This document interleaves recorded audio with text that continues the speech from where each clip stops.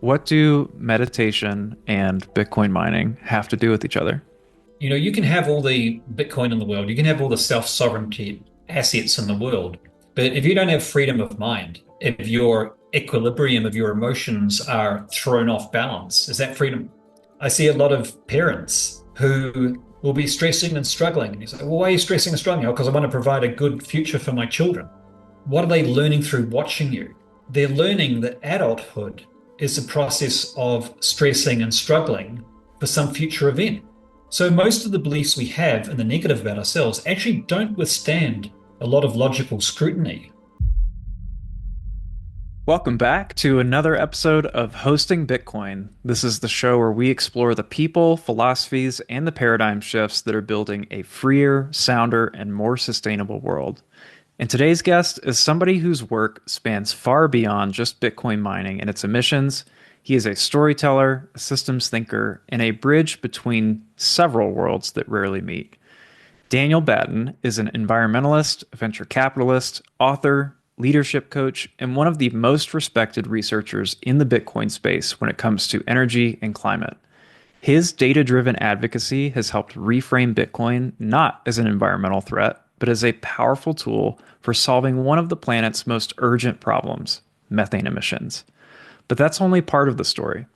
Daniel also works with leaders and influencers inside and outside the Bitcoin movement, helping them align with purpose, clarity, and their own inner truth. Through coaching, breathwork, and meditation, he's helping others lead not just with strategy, but with presence and integrity. And now, through his work with the Human Rights Foundation, he's exploring Bitcoin's social impact, quantifying how it empowers the displaced, the marginalized, and the unbanked in places where stablecoins and fiat alternatives fall short. Whether it's energy, the exploration of being, or economic freedom, Daniel is here to invite us into a deeper conversation about what we're really here for. Daniel, welcome to Hosting Bitcoin. Great to be here, Bo. I want to start off where probably most Bitcoiners are not expecting us to start off, which is what do meditation and Bitcoin mining have to do with each other? I think they have a lot to do with each other. We talk a lot in the Bitcoin community about sovereignty. We talk a lot about freedom as well. And I describe myself as a freedom maximalist rather than a Bitcoin maximalist, because for me, freedom is what I'm here to express, what I'm here to see if I can tune into the meaning of to a greater extent, sometimes getting it right, sometimes not. And the big question for me is, you can have all the Bitcoin in the world, you can have all the self-sovereignty assets in the world, but if you don't have freedom of mind, if someone says something on Twitter and you get a visceral reaction to it, if your equilibrium of your emotions are thrown off balance, is that freedom? Or if you feel that you can only feel accomplished or happy or content once you achieve some future goal, is that freedom? And if you are constantly bombarded by your own thoughts, not all of which may be positive, is that freedom?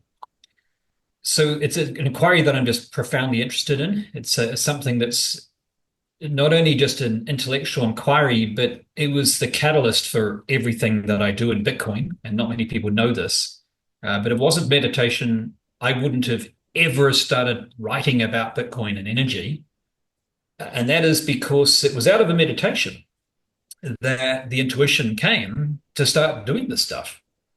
It made no sense whatsoever. It had no connection to what I'd done previously in my life, which was to run technology funds and to run technology companies. I was very late to the scene on Bitcoin, not an energy expert. It was not related to my area of study at university, which was philosophy, English, and mathematics, not in engineering or grids or energy systems. So it made absolutely no sense, but I trusted it because it came out intuitively. And there's been many times along the path where I've had a question, or I've said, why on earth, for example, does Cambridge's model say vastly less energy sustainable use than the models that I'm starting to build myself?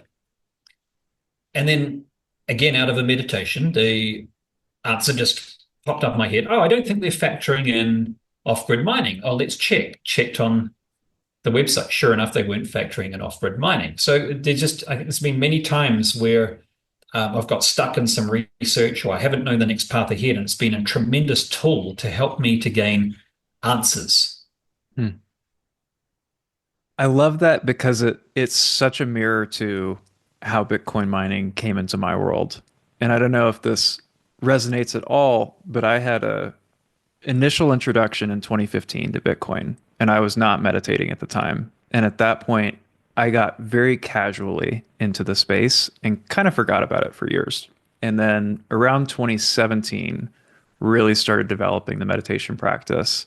And then after a couple of years of that, it was almost like it was now fertile ground to be planted something that actually had the environment to grow. And I wonder for you, what do you think it was about having a practice, having a meditation practice that allowed Bitcoin to take over as a subject for you? Or did it have anything to do with that? Yeah, it actually did. It's a great question. Back in the day when I was growing up, final year of school, I had absolutely no interest in meditation whatsoever, because my initial reaction to it was it looked like something that hippies would do, or it looked like something that maybe I'd do later in life when my body was good for nothing else other than sitting down. It looked boring. It looked, sure, what's the use of calming the mind? I want to have excitement. I want to do fun things. So, and I seemed to be doing fine without it. There didn't seem to be any need. So I had no interest at all. And it was only because my stepmother basically tricked me into attending a session where I didn't know there was going to be meditation as part of it, but there was. And by the time I realized, it was like at the movie cinemas, and I looked to the left, looked to the right, I was wedged in. I couldn't get out. I wanted to get out, but I thought, fine, I'll sit down and I'll do this crazy meditation thing. And I was guided through the instructions, and I had this incredible experience, much to my surprise. And my rational mind was screaming, what on earth is going on here? I was having this out of body experience, full on, like blissful experience, like I'd never had before. But this other part of my mind was going, this is cool. Go with this. This feels great. And ever since that, I reflected afterwards. I thought, well, I was really closed off to that. I decided I knew exactly what it was without ever having experienced it. And I made this little mental note to myself, and that was at the age of 18. Let's not do that in future. Let's not prejudge things. Let's look for the counterintuitive truth beyond first appearances. And so if it wasn't for that event way back then, when I was 18, which is a few years ago, then many years in the future, when I looked at Bitcoin and I had that same initial visceral negative reaction that I had to meditation many years ago, I wouldn't have had that context to say, hang on, you've been here before. Let's take a deeper look at it. Let's experience it before you prejudge. Maybe this is another example of a counterintuitive truth. I find that the people that I know that have a practice like this, they've got a very deep connection with the human experience and a lot of curiosity around it. And you can tell me if I'm wrong. I feel like this ties into a lot of what you do with the Human Rights Foundation, and it speaks a little bit to it's hard, especially if you've grown up in a first world country or the US or one of these very privileged nations, to see the benefit of something like Bitcoin because you haven't had this direct experience, this direct inner knowing of what it could do for you. Whereas anybody who's in an oppressive regime or lacks these basic services, that's a very direct experience that they are much more open to receiving. For you specifically, what made you open to receiving the benefit of this technology? When I first looked at it, I didn't see any benefit other than speculative asset. So there were two things. Number one, I thought it used too much energy. And number two, I thought it's just a speculative asset. And I think that's the impression that a lot of people have when they're looking at it for the first time. And it's an impression which is encouraged by, on one hand, negative media reporting from 2018 through to 2022. And on the other hand, by the absence of reporting about its social benefits. So I've always cared deeply about environmental and social justice. And so I was getting a negative message on the environmental side and no signal at all on the social side. But again, as I looked into the environmental benefits, I noticed they were huge. And so that just got me curious. And I thought, well, let's not assume that just because I can't see any benefits to me, as you say in the West, let's not assume there are none. And that really got me diving into the Human Rights Foundation's work on Bitcoin, who've done some tremendous work, to really starting to uncover the work that activists and dissidents and just people who are living in oppressive regimes have been doing, where Bitcoin is not just a nice to have. It's not like an iPhone that makes our life a little bit more efficient, a little bit more easy and more frictionless and allows it to be easy to connect with people, et cetera, and lowers the cost of buying multiple different implements because we have it on one device. It's existential. It's a difference between having your family's wealth frittered away and not. It's a difference between being able to transact with one nation and another in Africa versus not, or not without someone clipping the ticket in the middle and taking 3 days to transact, which makes it very friction filled to do business. And it's a difference between being able to run a campaign for freedom, is that word again, against an oppressive regime and not. So I just got curious, and out of that has come a bit of a pivot this year, where as well as doing the work that I'm doing with Bitcoin and energy, Bitcoin and the environment, I've started to look also and say, hey, let's also make sure we're looking at the human side. Let's look at the social side as well. Let's look at what it's doing for basically people who are looking for ways to create more freedom in countries which don't enjoy a lot of the freedoms that we take for granted. And so the work that I'm doing now, and very grateful to Human Rights Foundation for giving me a little bit of sponsorship to be able to do this, is starting to go, let's start to quantify some of these benefits. Okay, we know that it aids refugees, for example. We know that a refugee who leaves one country goes to another. If they had their money in cash or in the bank or in any other asset, gold, then, well, good luck trying to get it across borders. We had cases in Ukraine where people were queuing up for hours to try and get cash out of ATMs. And in the end, there were like $10, $20 limits. And they had to queue for hours to get it. So there was no way they were going to get the cash out. If they had it in gold, again, well, good luck transacting gold, carrying that across a border. But the ones who had Bitcoin were able to use their Bitcoin when they set up in a foreign country, which meant that they had some basis to be able to restart their lives.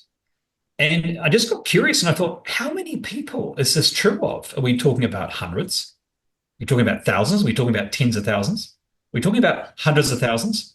Well, let's find out. So part of my work now is in answering some of these questions. How many people are affected by Bitcoin in this way? Whether it's a refugee who needs to flee some war-torn area, whether it's a woman who wants to transact with Bitcoin in Afghanistan, whether it's family who are in Nigeria with 30% inflation, or in Turkey with 100% inflation, or Venezuela with more than 100% inflation, who are wanting to preserve some of their family's wealth.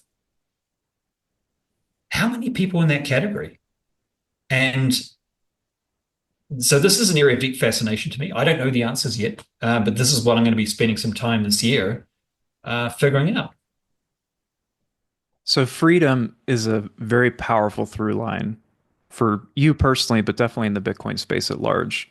Was there a moment or a personal experience where you felt, oh, this is my highest value? This is freedom is my core value that I am going to pursue actualizing in the world. I think it's something that you just kind of figure out over time. And when you look, Steve Jobs once says you can't connect the dots looking forward, but you look back and you see the patterns, you see the obvious signs. And with all the things that I've been drawn to, whether it's been Bitcoin, whether it's been becoming an entrepreneur rather than being an employee, whether it was meditation, the through line is I wanted to experience more freedom, more personal freedom. And what does that look like? And not just as a concept, but to experience it. What's that like? Hmm. One of the core, I won't call it an issue, but the choice when you've got freedom is what to do with your time and what to do with your energy. And you, I believe, have a distinct privilege that you have a lot of really great things that you can pour your time and energy into, whether it's working with Human Rights Foundation, doing the energy studies, building technology companies, consulting and advising, running meditation and breathwork sessions, coaching leaders. How do you decide what gets your time and attention? Not with the intellect. It's on a day-to-day basis. It honestly is because so two things are important. One, if you're going to have a life where you find yourself doing a lot of things which are diverse, then it's tremendously important uh, that two things are true. Number one, you have good systems to be able to make sure the work gets done and not to see that you have to be doing all the work. So it's a difference between being the conductor of the orchestra versus trying to play all the instruments, right? I need to get on second bassoon now. Now I need to play the violin, and now I need to, dangle on a triangle, and now I need to play some drums, and now I need to do some opera singing. No, that's not going to work. You're going to get very overwhelmed very fast. But to conduct and to build an orchestra, to find people who can work with you, then it's possible. So that's the first thing I think has been tremendously important. And then the second thing is I read a great book a little while ago called The One Thing, Hmm. which out of all the different books that I've read has been the one that spoke to me the most because it answers this fundamental question of how do you do multiple things without getting stuck in the doing, without getting overwhelmed, and without trying to multitask, because we now know that that doesn't actually work, no humans can multitask, male or female. We parallel, no, we linearly task, but we switch from task to task. But we can only do that effectively if we have time to go deep into one task at a time and if we batch activities together. So this book was looking at the word priority, which comes from the Latin word prior, which is one. So the word priorities is an anomaly. It doesn't actually exist. There's no such thing. It's just a modern twist to try to pack in more, which doesn't actually work. But so the question is not what are the things, what are my priorities, but what is my priority? Singular, one. And so that's why the book's called The One Thing. And so I practice that principle, which is asking this question. And it may sound as simple as what's the one thing that I'm going to do today such that everything else will become irrelevant or obsolete?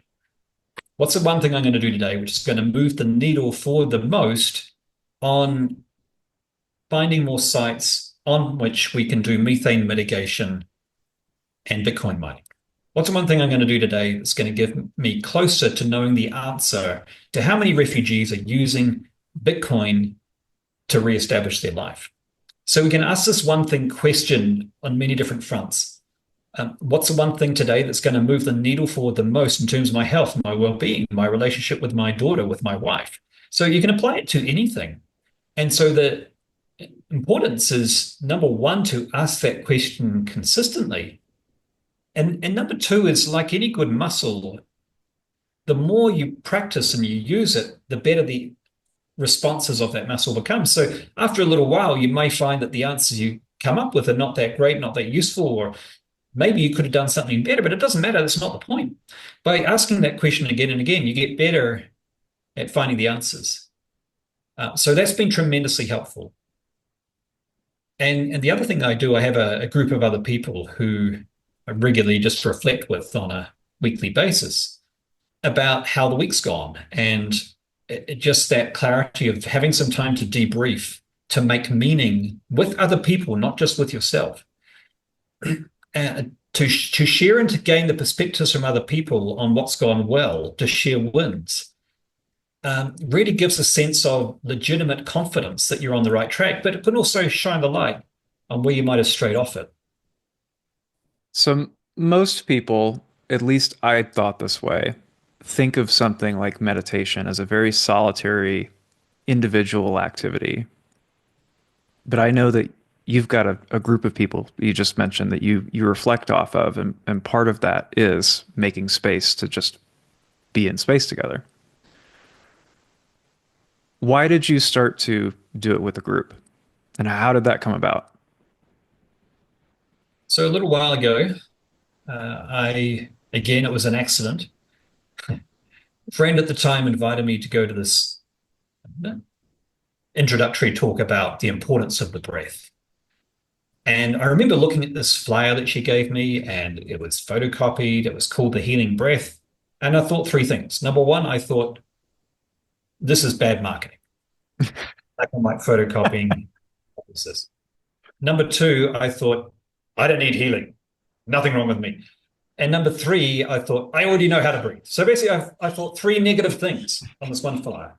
But, it was easier for me, the path of least resistance, to say yes to the idea than say no. It's only like 45 minutes out of my life. So I said, yeah, let's go along. And I went along, and I got really curious because the person who was running that session was able to do something that I didn't know was possible. And that is, she had a child with her, 3 years old, because her babysitter for the evening had not shown up. So she had to give the talk with her child there. And I was watching this thing. Oh, this is interesting. She's giving a talk about breathing and stress elimination. And suddenly she's in a stressful position. So I got very curious. And yet she seemed to be giving her total focus to everyone in the room, including me, and then switching and giving her total focus to this child, and then going back to us. And neither the child nor any of us were feeling like we weren't getting her 100%. And I was like, she can do something that I can't do. I'm curious. I want to do this too. So I went along and I did that course for that reason only, which I think is often why we are compelled to do something. It's not what someone says, but it's that we see in another person an example of something that we aspire to become. Hmm. So, and that proved to be true. It was an incredible course. I learned about the power of the breath, and we did that in a group. And the other thing I found was that these practices, breath work and meditation, there is an element which absolutely is solitary. That's your daily practice, which you do for maintenance. And there's also this other dimension where you get together in a group, and it's like anything. It's like watching a sports match. If you're watching sport at home on the telly by yourself, that's nice. But if you go to a stadium and watch it with a whole lot of other people, then suddenly the energies, it's the same match. It's the same players on the field. It's the same scoreline, but the experience of it becomes so much richer because it's happening in a group. And it's the same with meditation. It's the same with breath work. So many, many years later, I thought, I've got so much benefit from this. I actually want to start learning how to teach it. And I traveled to India. I learned how to teach that practice. I've been teaching it for 17 years and then learned how to do the meditation teaching as well. And for me, it's just been a no-brainer because it's complemented the work that I do, which is obviously, involves being able to think clearly. Involves being able to be quite analytical, involves going into the weeds with data. But not only that, but knowing which data to look at, how to combine it, how to synthesize it, and then how to communicate it back. And I really couldn't have done all those things very effectively were it not for those techniques. So as a counterpoint to that, being able to sit down, being able to train people and really give back some of what I gained from these practices is just a very natural and easy thing to do. So yes, meditating in a group, I think is a great experience. If you've only ever done it with an app, I highly recommend it. And also highly recommend for something that has meaning to you, like real meaning. I will give you an example. It's good to get someone who can really teach it. So I play the guitar. I'm sure a lot of people do. I've never had a single lesson in my life, and it shows. But it doesn't matter because it's just for myself and a group of friends. I'm not planning on having it be a core thing I do. I have no interest in doing a concert. I just want to be able to strum a few chords. It's fine. However, if you're wanting to gain mastery over something, then you seek a teacher, someone who's already gained mastery. So, for example, I'm learning Spanish at the moment. I started on an app. I got so far, and then I realized this is slow. It's laborious, and I'm avoiding opportunities to speak. And then I got a teacher who's already not only knows Spanish, but he knows how to teach Spanish. And suddenly my learning has taken off. So similar with meditation, if you want to accelerate your rate of learning, if you want to accelerate gaining mastery over your mind, then it's great to have a teacher and it's great to learn with other people as well.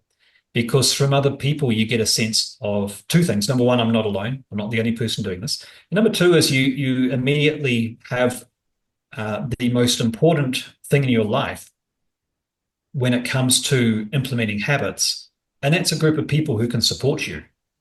Hmm. Because the main well, there's a couple of reasons that people don't maintain habits, but one of them is that you don't have a community of people who you feel part of who are swimming in the same direction. And so it's not peer pressure, but it's peer support. It's easier to swim with the current than against it. So if you're the only person who's meditating and no one else is, it's going to be hard to maintain it. But if you have a community of people who are all doing it together, then it becomes easier because then you're swimming with the current, and that flow is working in a direction which supports you to implement the habit that you're wanting to implement. Same with anything. If you want to get really good at drinking, hang out with other people who drink. Want to get really good at smoking, hang out with other people who smoke.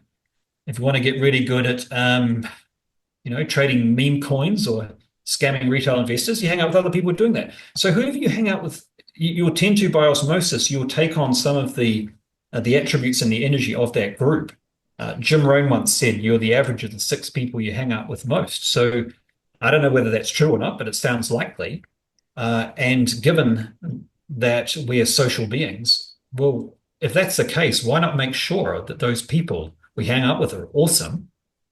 And why not make sure that they're heading in a direction which we ourselves want to head, which I think is why, as Bitcoiners, we get so much energy from going to conferences, through hanging out and talking about Bitcoin on Twitter, because we get the sense of we're all in this together. And there's a sense of peer-to-peer camaraderie, which I find tremendously energizing and inspiring. But it's that sense of community. Whereas if we hung out with other people, all of which were dissing Bitcoin all the time, it's not to say we would necessarily become one of them, but it'd be a little bit more challenging, let's say.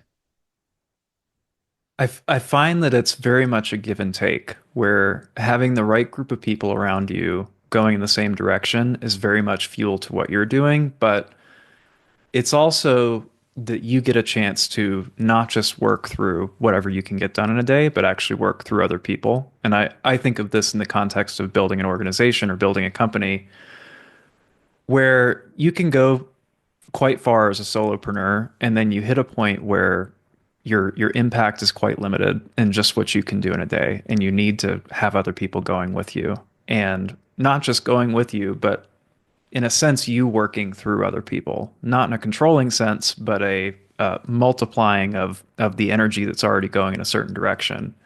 And at a certain point, it becomes not just a group of people going toward a goal, but truly a movement. And the energy of a movement is far more intense and far more powerful than, for example, one person writing articles out into the void or sharing their thoughts without having other people to reflect off of them. Yeah, and it's part of why I've kept on doing what I'm doing. I never intended to write about Bitcoin and the environment. It all started off when I was Greenpeace USA put out some message about Bitcoin being bad for the environment back in 2022. And it just so happened I'd done a little bit of research on it. So I looked at what they were saying and I was like, that's not accurate. That's not right. That's an assumption that's not valid. That's out of context. So I just wrote a message back, saying, look, as someone who has been an environmentalist for a long time, a lot of the things you're saying are incorrect.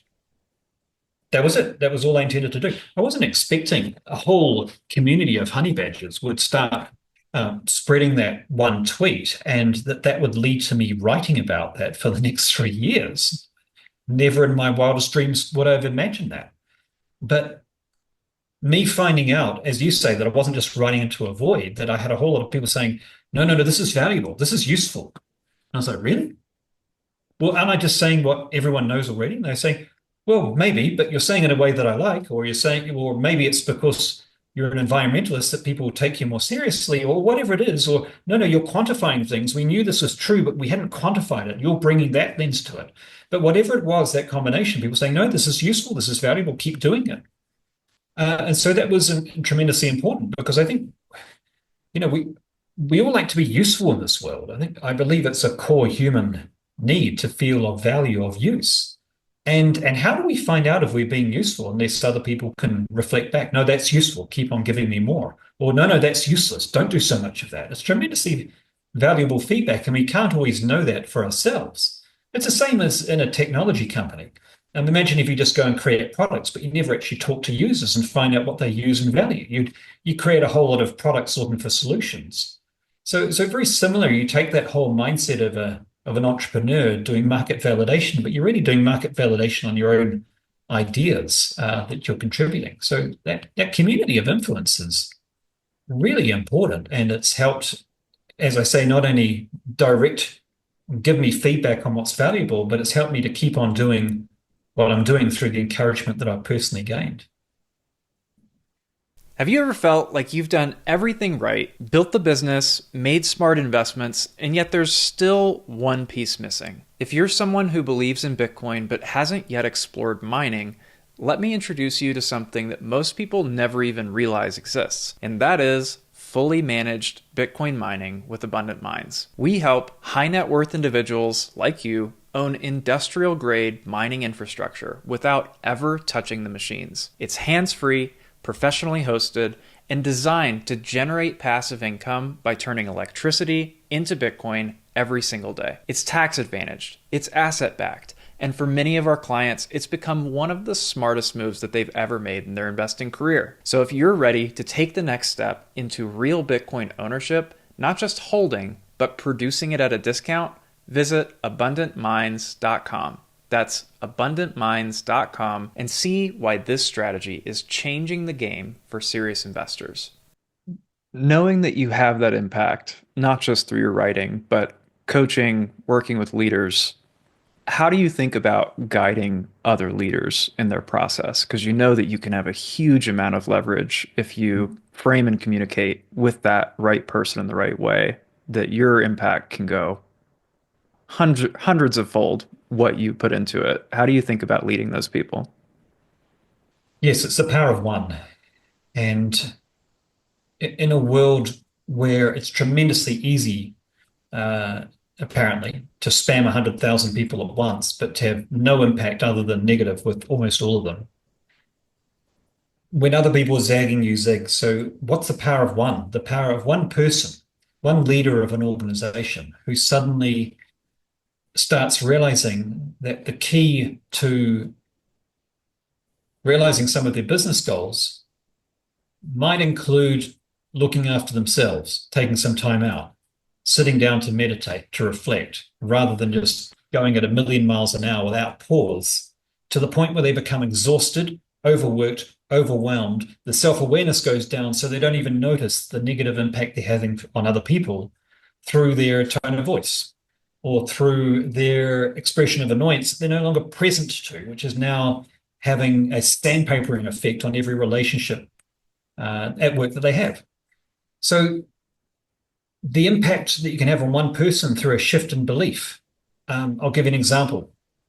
A lot of the people that I've worked with for a long time have been technical founders who didn't believe, or even scientists, before they formed companies. And one of the things that I really enjoyed doing over the years is helping to form technology companies before they were even companies, but to look at people who are researchers in universities and help them to form companies, but not to in terms of wrapping up the intellectual property and structuring the company. There's a lot of people who do that stuff already. But when I say forming the company, I mean form companies just a group of people. So to form that group of people, and it might be a researcher who was actually really well qualified to run that company, but didn't believe they were, because they believed that to run a company, you needed to know a whole lot about finances, or you needed to have a whole lot of business acumen.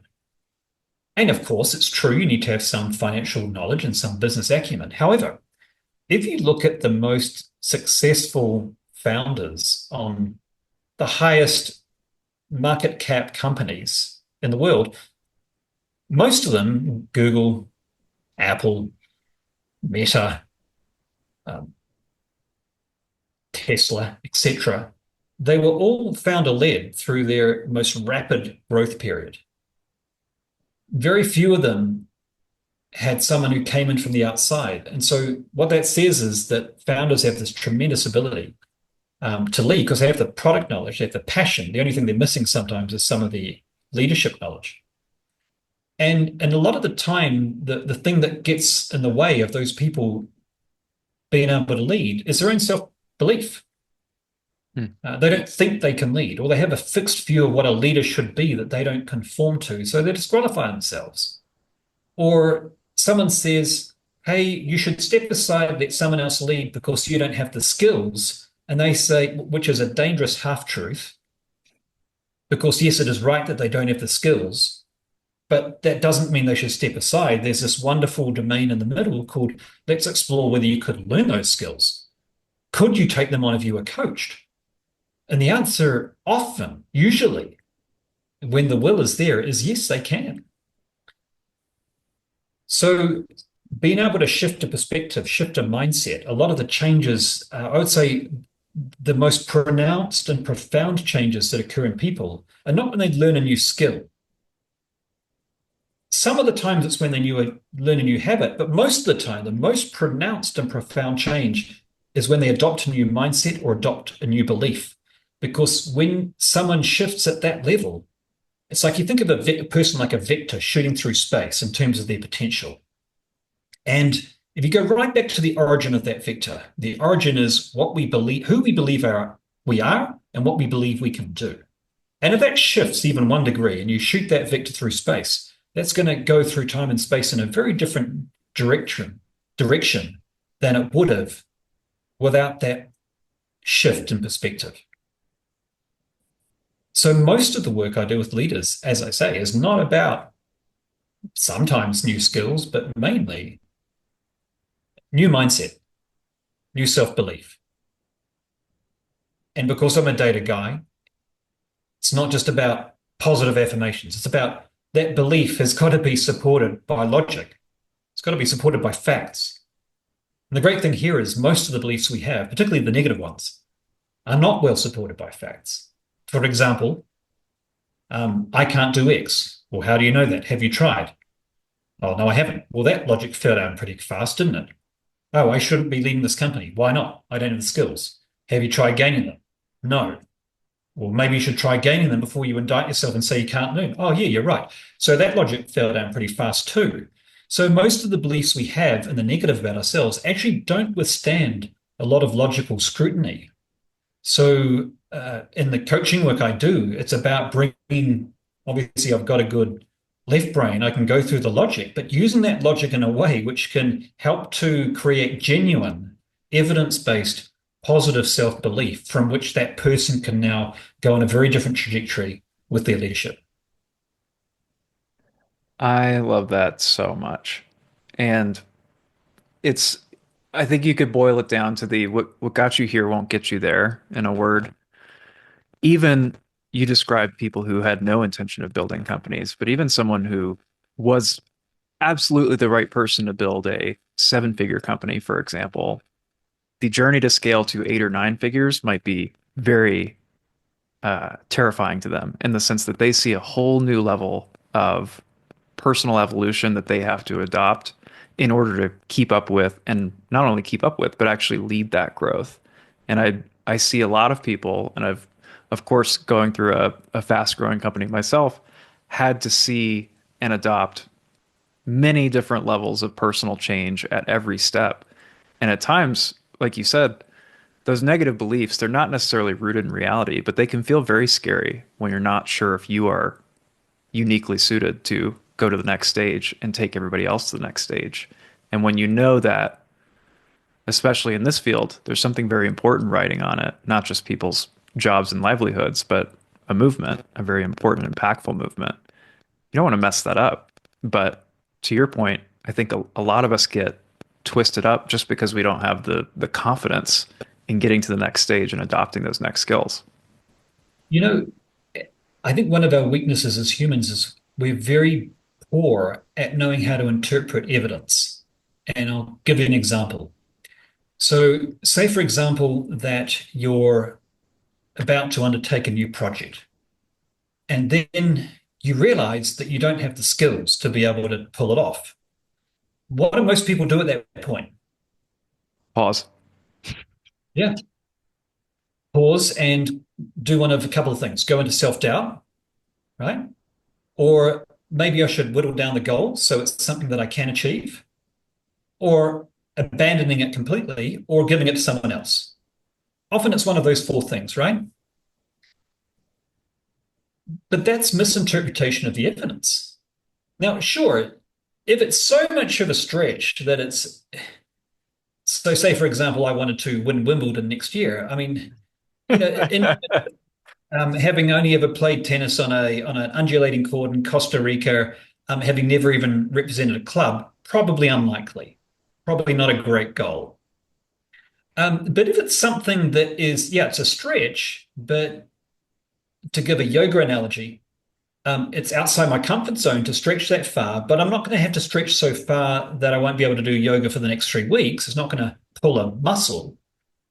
Then the fact that I don't have all the skills to perform this duty, to rise to the challenge of this project, that's not evidence that I shouldn't do it.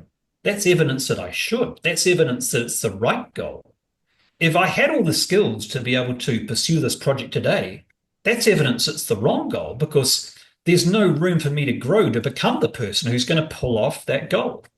See, we misinterpret goals. We think the goal is all about the thing that we gain at the end of the goal. It's not.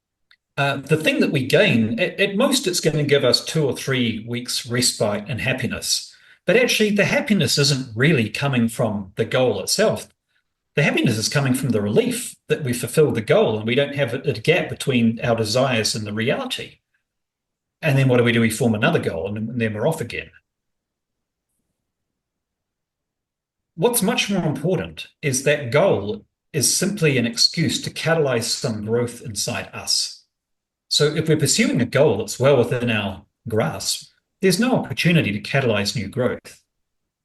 So, for example, 3 years ago, when I had this crazy goal that I wanted to see if we could mitigate methane on landfills using Bitcoin mining, and not just any landfills, but landfills predominantly in the developing world and predominantly on landfills that were venting their methane, so they weren't even flaring it. No one had ever done it before. A couple of people had done it on flaring landfills in the West. No one had done it outside the West. No one had done it on venting landfills. Not only had no one ever done that before, no one had ever created an infrastructure investment company who specialized in investing in the ASICs and in the gas capture systems, which were required in order to pull off this project. And not only had no one ever done that before, but I had never done that before. My experience had been with venture capital, with angel investment, which is completely different to loan finance and infrastructure capital, opportunistic credit. So again, I had none of the requisite skills. It had never been done. It was a crazy project, virtually impossible. But I knew enough about goals that I thought, well, this is going to grow me. Yes, absolutely. Do I have the capabilities to pull this off? No way. But can I build a team where the team has the skills? Yes, I can. I can do that. Okay.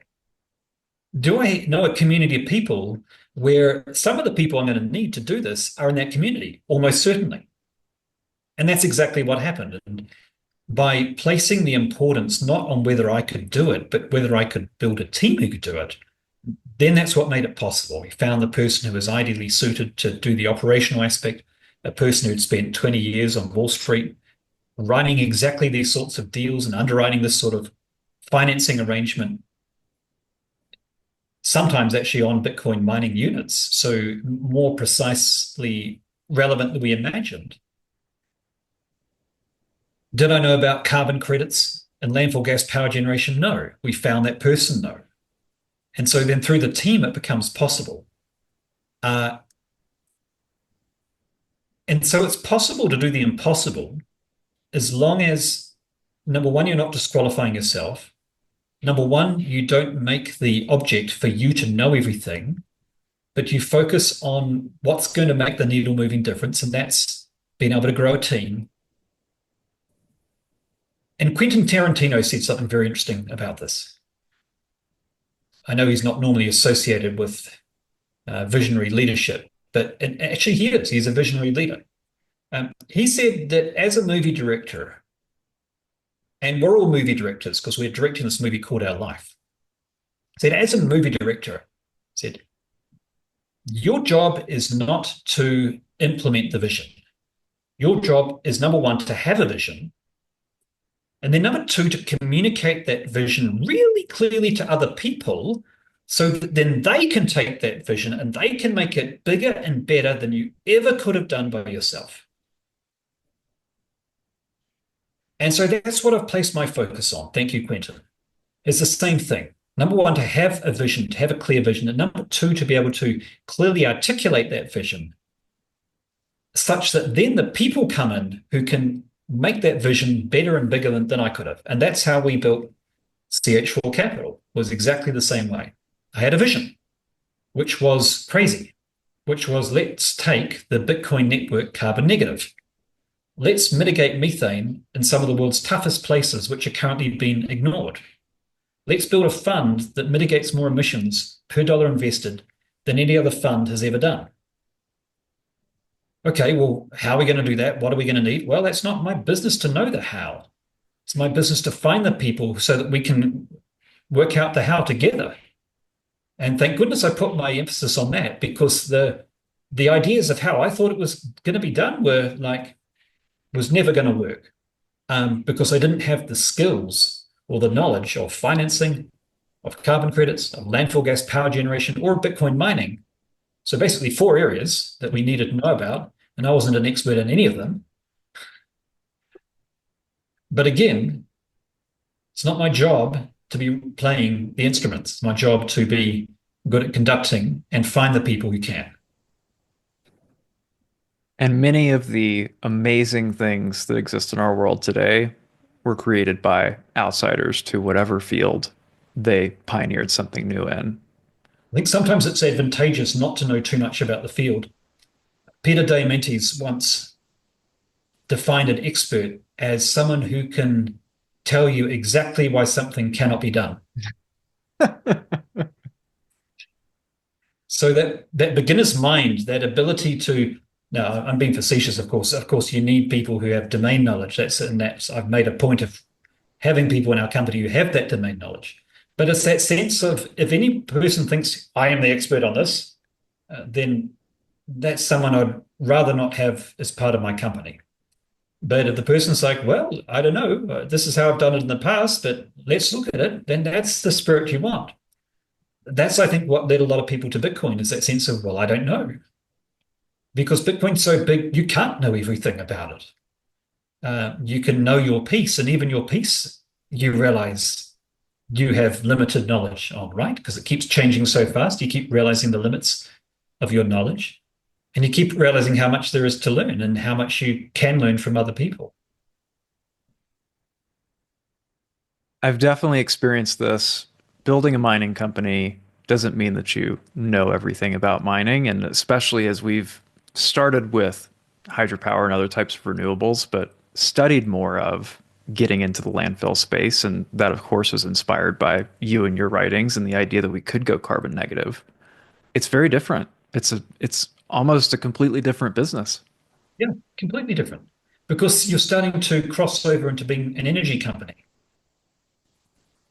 And you're starting to get into things like gas flow and gas purification and pressurizing and condensing landfill gas, and whether you remove the siloxanes before you put them into the generator, because it'll mean that you don't get residual substances in the generator which are like sand to it, or whether you just maintain it more, and working out the equations of which one makes more sense. There's so much math involved. There's so much physics involved. There's so many things that come together, and it's not just the Bitcoin mining. It's the whole aspect of how you, and it's not just energy as well, but it's this very specific type of energy, and how you use landfill gas power is completely different to how you do it on an oil and gas field, even though it's still basically methane in a generator and Bitcoin mining, but there's so many nuances. So again, it's important to know what you know, but it's much more important to know what you don't know, so that you don't make false assumptions, so that you don't assume that your knowledge from oil and gas carries over onto landfills. You don't assume that your knowledge of Bitcoin mining means you're an energy expert, because you're not. But you say, well, I've actually got some quite big gaps. And if we don't fill those gaps, either by me learning more or finding other people who do, then we could really screw up here big time. Knowing what you don't know, I think, is even, well, that's knowledge too. Knowledge of ignorance is also knowledge. And it's tremendously important.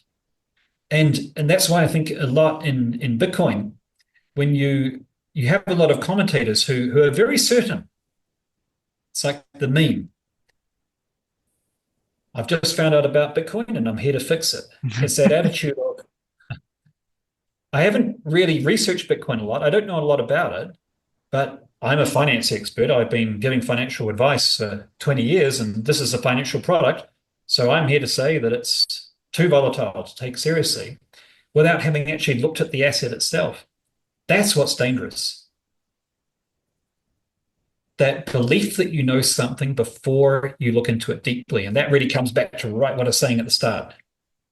If it hadn't been for that one experience of my stepmother getting me in a room and having me meditate, that's exactly what I would have done. I know this. I know it's nonsense. I know it's a waste of time. I know it's something that I don't need to look at until I'm in my 60s or whatever. So not being in too much of a hurry to think you know something. Knowledge of ignorance is also knowledge. So, in terms of the next phase, what are the skills, the capital, the awareness? What is it that's lacking from taking the Bitcoin network carbon negative? Or is it just time? I think it's just time. I really do. I feel it's absolutely inevitable. Now, I made some predictions about how fast we could do it, and I was wildly wrong. I was way too over optimistic. So, two things. Number one, 7% of Bitcoin is already carbon negative, and that's because of the flare gas mitigation that's happening around the world. 7%, that's extraordinary. So one alternative is we just do 14 times more of that than we already are. Well, that'll take a long time. But then the much faster route is if we did an equivalent amount of megawatts in landfills that we're currently doing in oil and gas. Because if that was inventing landfills, that would mitigate 10 times more methane, because when you're flaring it, the flaring already kills more than 90% of the methane. So it's only that residual 9% that you mitigate. But when it's vented, then all of it goes into the air. And so you're mitigating all of it apart from the very small amount that would have naturally oxidized. So you can mitigate that much through using only 1/10 as many megawatts. So that suddenly starts to become quite feasible. At least that's what I thought 3 years ago. And then you find out how hard it is, because you've got to find landowners that want to do it. You've got to explain what this funny thing called Bitcoin mining is. You've got to find ways to communicate. Then you find you're talking to the landfill operator, but their incentives aren't aligned with the owner. So that bit was hard, and there's the area where I really underestimated the complexity. But not to the point where it's impossible. It's definitely possible. And I say it's like there were these 12 steps that we had to take. I feel like we're about step 9 now. So we're most of the way along.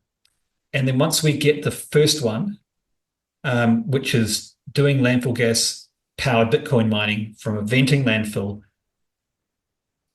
from there, it can actually start to proliferate very fast.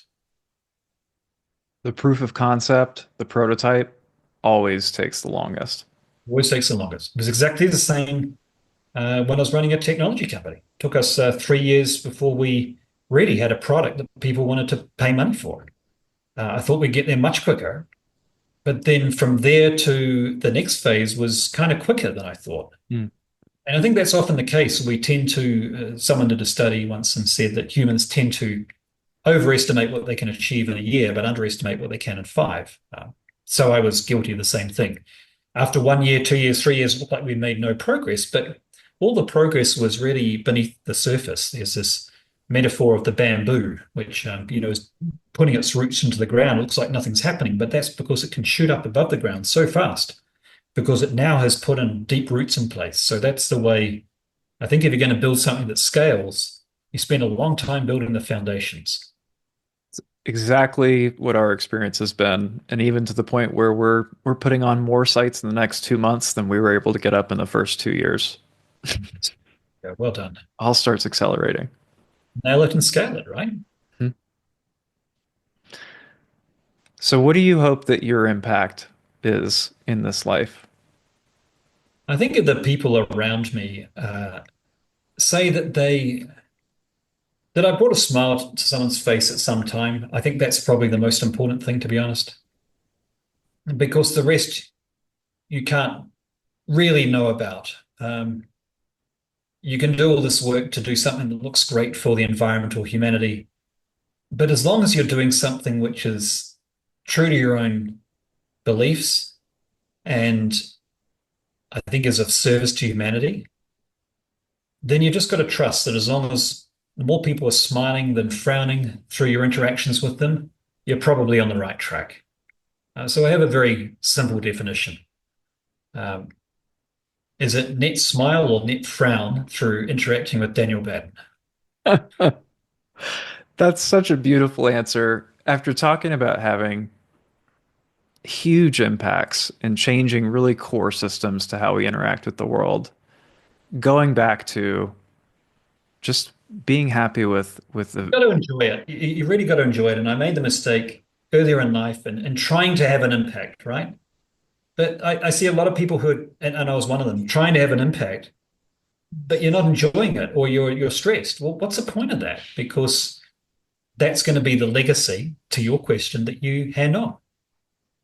I see a lot of parents who will be stressing and struggling. And you say, well, why are you stressing and struggling? Oh, because I want to provide a good future for my children. I said, well, what are you modeling to them? What are they learning through watching you? They're learning that adulthood is a process of stressing and struggling for some future event. hmm. And I've said this to a few people that have given me permission to coach them. And they've like, oh my God, I never thought about that. Oh, you're right. You're right. And it's been like this moment where suddenly it's like, no, I've got children soak up everything that you do, not what you say. So if you're not enjoying what you're doing in any one moment for too long, then that's the imprinting you're giving them of what adulthood is all about. So I took my daughter to a landfill in Auckland uh, last year before actually, when I was still living in Auckland before I moved to Costa Rica. She absolutely loved it. She wasn't at school that day, and I said, "Come on, you're learning environmental science at school. I'll take you to a landfill. You'll probably learn more than you will in an environmental science class." And sure enough, she did. Um, because you learn about math, you learn about the physics, about the biology, about the chemistry, but also sitting in a business meeting with the owner of the landfill, seeing dad in action, and it's like those are the experiences which I think are important. That you're not trying to be someone you're not. You feel comfortable that if anyone were to watch you, you wouldn't have to change anything fundamentally. There'd be nothing you were ashamed of. It's not as if, oh, I can't say that thing that I was going to say to that business owner because my daughter would be ashamed. And it keeps life simple. I think if you're um, just trying to be of service in every single human interaction. Well, personally, I want to thank you for doing what you do because as a young undergrad who saw himself as a future sustainability engineer, a long winding path I never would have thought would lead to professional Bitcoin miner being an analogous title to sustainability engineer. And a large part of that was being exposed to your early Great. writings. Well, I'm happy to hear that. And it's been a great path, right? Because something in you had to be open to that possibility, right? Because there might have been a time in your past when you thought the two are mutually exclusive. Mm-hmm. Right? It's like if you had a Venn diagram, There was no intersection. There were two separate circles. Right? That was what I believe. And then suddenly you notice that they kind of overlap a bit. Then you notice they overlap a lot. And that's the point where suddenly you don't have to have theoretical debates with people about whether Bitcoin mining is good for the environment. You just say, well, have a look at what we're doing. Have a look at how we're incentivizing renewable development, renewable innovation, the expansion of and proliferation of decarbonizing technologies that is only been possible through Bitcoin mining. There's only two possibilities. Either you've been smoking crack for the last 3 years, or you're actually doing something of value to humanity. And it doesn't look like it's the first through the presence you're exhibiting on this call. And thankfully backed up by data, not just a beautiful story that we came up with. Backed up by data. You can show them the actual places where you're running renewable power generation facilities and you've got Bitcoin mining going there, and the stories of the people you've met who said, look, we've looked at a range of other solutions and we chose Bitcoin mining because it was the only thing that could do it profitably. And this is what we've been able to do to our renewable energy proliferation as a result. So cool. And we're still so early in the journey. Still so early. Well, thank you for having the insight to know that that was possible, and the suspension of disbelief, and I think the intellectual curiosity as well to lean in and think, let's find out a bit more about this. How does this work? And then you discover this fascinating thing that two things that you're interested in that you thought were incompatible were in fact deeply compatible. In fact, not only compatible, but one enhances the other. And knowingly or unknowingly, you several years ago were working through someone half a world away who went forward and wanted to carry out exactly the thought form that first came into your mind. That's awesome, man. See, we can't really know what the impact of our actions is going to be, but sometimes we get a glimpse when we hear these sorts of stories. So I appreciate you sharing that. Just the tip of the iceberg. And it'll be the same because it's like this, it's like a river, right? It's like we're all these little points in the river, and you'll be that person to someone else who looks at you and what you're doing, and you provide that inspiration, that moment where they change their minds about what they thought was possible. They confront their beliefs. And they'll be telling the story about how Bo Turner created this moment of cognitive dissonance that led to this completely different path and led them to greater happiness and alignment of the things they cared about than they would have had without your example. I heard a stat once that if one person tells you that you had an impact on them, that you can be assured that there were 10 more who didn't say a word, but that had a similar impact from you. Probably true. Well, Daniel, it is a genuine pleasure to have gotten a chance to talk to you.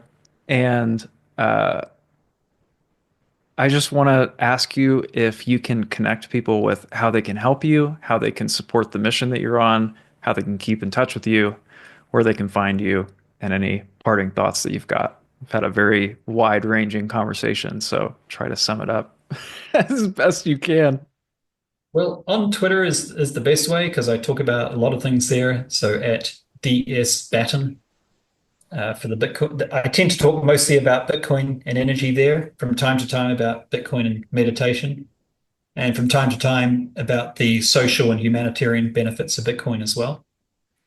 And then, yeah, look, I keep my DMs open at the moment. I may change that in the future, which means if you have questions, I can't always get to them because I do get a lot of questions, but I always endeavor to at least point people in the right direction or towards something I've written. And of course, if you're interested in the meditation, we're running that every Friday night. So we're always looking for more people who want to have more sovereignty of mind using meditation and breath work as a tool to support the financial sovereignty that they're gaining through Bitcoin. Beautiful. Daniel, thank you so much for your time. And again, personally, thank you for your impact and the work that you're doing. It is felt and it is so important. And we are just lucky to have someone who can marry both the right and left brain and the heart into work like this. So thank you again. Thank you for all the service you do and the work world as well, though. Till Been next great to time.